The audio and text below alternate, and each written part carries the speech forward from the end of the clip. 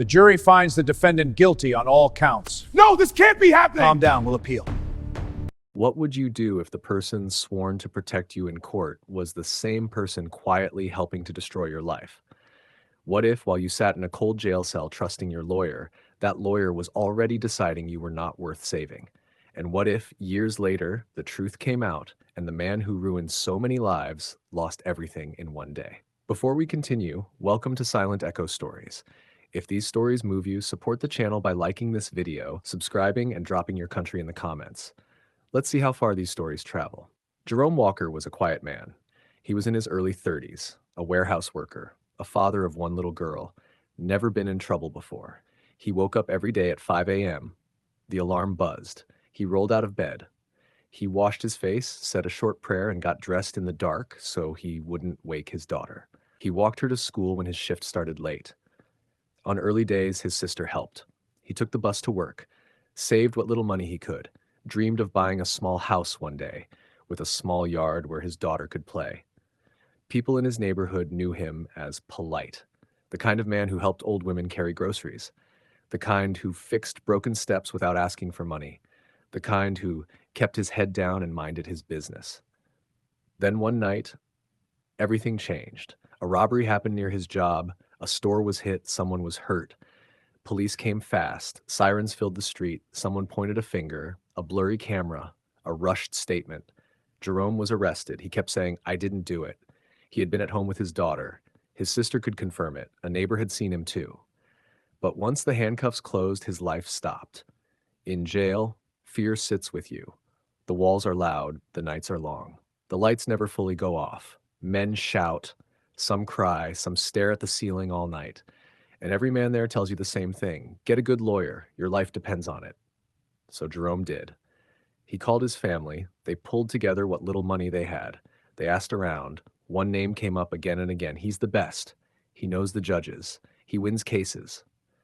So Jerome hired him, a man everyone in town respected. His name was David Miller, late 40s, white, always in a clean gray suit, hair neat, shoes shining. He walked like he owned every hallway in the courthouse. Judges nodded at him. Prosecutors greeted him by first name. Young lawyers watched him and tried to copy his walk, his tone, his calm. He spoke slowly, never raised his voice, always sounded sure of himself. To the world, he was a professional, but inside there was something else. Miller believed some people were worth fighting for, and some were not. When his clients were rich, he stayed late. He prepared every detail. When they were white, he pushed hard, filed motions, called witnesses, argued like their life was his own. When they were black and poor, his effort dropped, not openly, not in a way cameras could catch, not in a way that looked like hate, just enough to let them fall. Missed calls, late filings, weak defense. No time, he would say. Jerome met Miller in a small office, cold walls, a flag in the corner, a desk covered with files. Miller glanced at the file, barely looked at Jerome's face. "Don't worry," Miller said. "I've got this." Jerome felt relief, a man in a suit, a calm voice, a promise. For the first time since his arrest, he slept, but days passed. Miller didn't call. Jerome's sister called the office. No answer. She left messages, no return. The first court date came. Miller arrived late, adjusting his tie like nothing was wrong. The second date, he was absent. Jerome sat in a holding cell, hands shaking, heart racing. "Where is my lawyer?" he asked a guard. The guard shrugged. "Ask the court."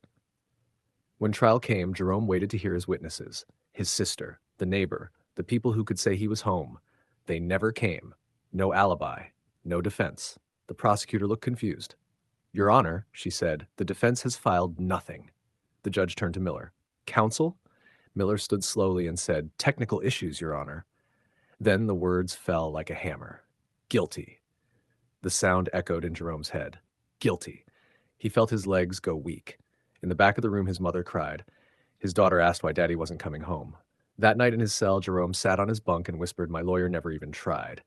Days turned into weeks, weeks into months. Then another black man complained, then another. Different cases, same lawyer, same story. I called. He never came. He didn't file anything. He told me to trust him. A young clerk in the courthouse noticed something. She worked with files all day. She saw patterns others missed. Same lawyer, same missing papers, same last-minute excuses, same type of client. She brought it to her supervisor. Soon, the Bar Association was involved. They pulled records, emails, call logs, court dates. They saw messages where Miller wrote, "They're not worth the effort. They'll lose anyway. Not a priority." They compared his white client's files to his black client's files. The difference was clear: full work on one side, bare minimum on the other. The truth was no longer hidden. The man who wore justice like a badge had been breaking it in silence. The hearing room was full. Families filled the benches. Mothers, wives, children. Jerome was there. So were other men he had never met, but now felt connected to. They all shared the same look: lost time, broken trust. Miller sat alone at a table. No confidence this time, no calm smile, no smooth voice. The panel read the evidence, email after email, case after case, excuse after excuse. They did not argue. They did not delay. "David Miller, your license is revoked, effective immediately." The room was quiet. Then one word: disbarred. It hit like a final sentence. His career ended in that moment. No more courtroom, no more clients, no more power. His name was published, his face on the news. His past work questioned. People who once greeted him now crossed the street. Jerome's case was reopened. This time, a new lawyer came. The witnesses spoke. The timeline was shown. The truth was clear. The jury listened. And this time, justice did its job. Jerome walked free. Sunlight hit his face for the first time in years. Years had been stolen, birthdays missed, first days of school gone. But his name was cleared. He held his daughter outside the courthouse and said, "It's over." She hugged him tight and said, "Don't go again, Daddy." As for Miller, he walked out alone. No suit, no respect, no title. Just a man who thought some lives mattered less.